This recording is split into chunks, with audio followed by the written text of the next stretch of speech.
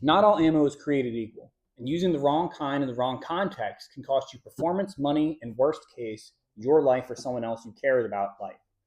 Today, we're breaking down carry ammo versus range ammo, the differences, what to buy, and what to avoid. Let's get into it.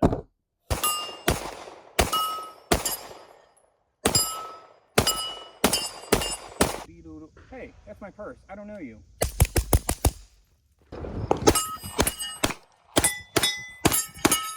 Oh, yeah. I can be your hero, baby. Right, another Prepared American here today, and we are going to be talking about range ammo versus carry ammo. So some basics on range ammo. It's usually full metal jacket, mainly because it's cheaper, you can buy in bulk, and it's made for high volume. It's good for practice, drills, breaking in guns, because sometimes, certain guns need a break-in period. Most do, realistically, to be able to get them to the point where they're running super smooth, and you have period. It's kind of like a car. Cars have break-in periods. Motorcycles, high-performance vehicles have break-in periods, and it's because some of this stuff, high-performance machines that want to run well, you just have to treat them well, feed them good stuff. If you have a sports car, you probably give it better gas. So sometimes these things deserve a little treat. All right, so some things to keep in mind when you're shopping for range ammo. Whenever you're shopping for range ammo, you want to get, obviously, like personally, you want the cheapest stuff. You want the cheapest stuff I can get the most of. But there are a few things you want to avoid. For the most part, you want to stay away from steel case. Steel case, most guns hate it. It doesn't do well typically, and it's going to be a waste of money because your gun's not going to like it. It's not going to be good practice.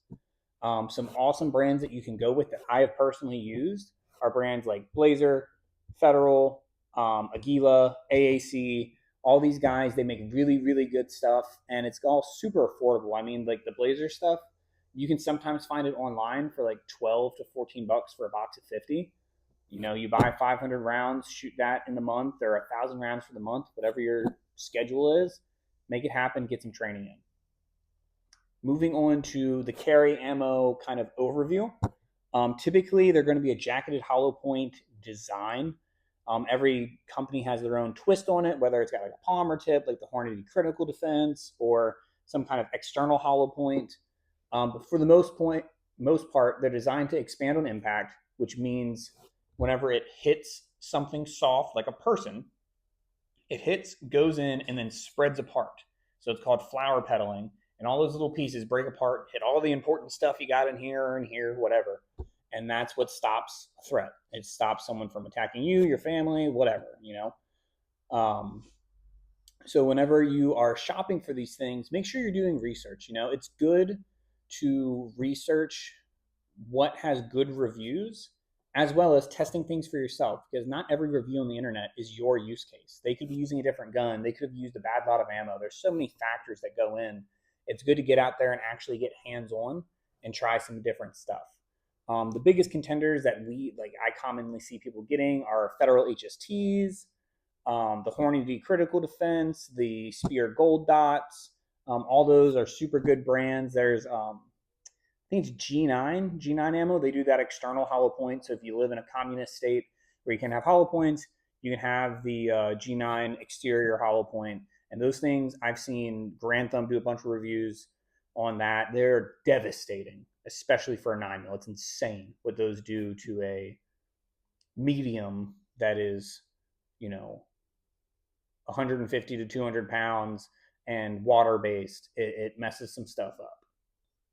All right, so another big thing that you're going to want to think about is looking at like legal implications of certain rounds and the real world considerations. Like, why do you want range ammo versus the self-defense ammo, and self-defense versus range?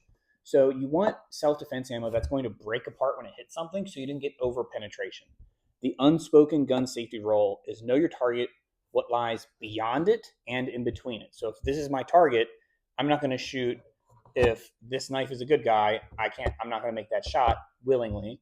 But also, if this knife is a good guy, I still don't want to make that shot, because if I over penetrate, which isn't normally a problem, but if I over penetrate my target, there's no saying where that round's going to go if it's going to hit my good guy here, my good knife buddy.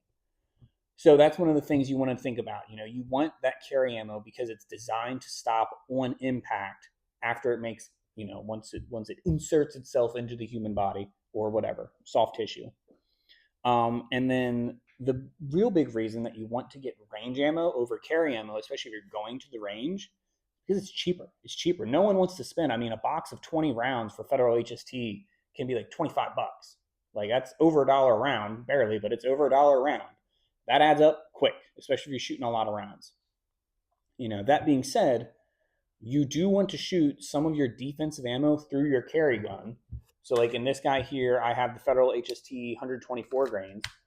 I want to shoot this gun with that ammo so I can get a feel for how it is, like under performance, doing drills, stuff like that. I want to shoot a build drill with it. Not just one shot and you're done, or not just zeroing the optic and you're done.